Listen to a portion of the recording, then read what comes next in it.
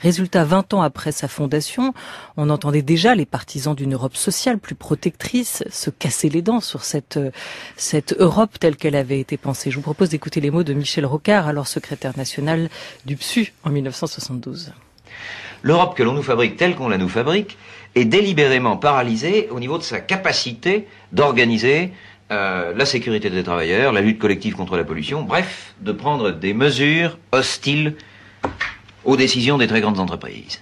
Le résultat, c'est qu'on appelle Europe un ensemble de pays qui n'ont fait ensemble qu'un marché commun, au sens strict du terme, c'est-à-dire une zone ouverte à toutes les interventions, toutes les décisions quelconques et parfois toutes les malversations des très grandes entreprises. L'exemple le plus récent, le Trust Philips, dans son conseil d'administration, a annoncé récemment qu'il allait licencier 20 000 personnes sur les 2 ans qui viennent. 20 000 personnes sur l'ensemble de ces 150 usines en Europe, dont une vingtaine sont en France.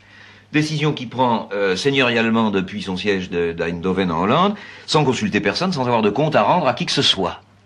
Si l'Europe devient une construction dans laquelle la pression des travailleurs peut s'exercer pour imposer que ne soient pas prises des décisions de ce genre et que soient prises au contraire des décisions préservatrices de l'emploi, alors nous serons peut-être amenés en effet à dire oui. Mais en ce moment, le genre d'Europe qu'on fabrique, c'est la suppression des garanties statutaires dans tous les domaines, c'est la diminution des sécurités des travailleurs, c'est le droit total laissé aux grandes entreprises multinationales de faire absolument ce qu'elles veulent. Voilà le genre d'Europe qu'on nous fabrique. Permettez qu'à celui-là, on ne puisse que le refuser. Voilà, là on est en 1972, à l'époque du Parti socialiste unifié. Michel Rocard dit ce qu'on entend encore aujourd'hui.